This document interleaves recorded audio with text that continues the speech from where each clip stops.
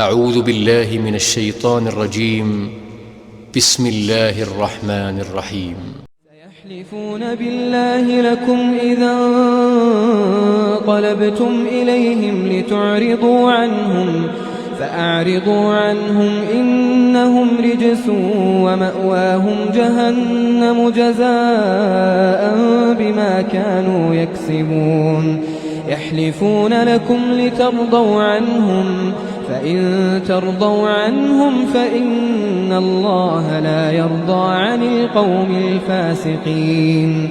الأعراب أشد كفرا ونفاقا وأجدر ألا يعلموا حدود ما أنزل الله على رسوله والله عليم حكيم.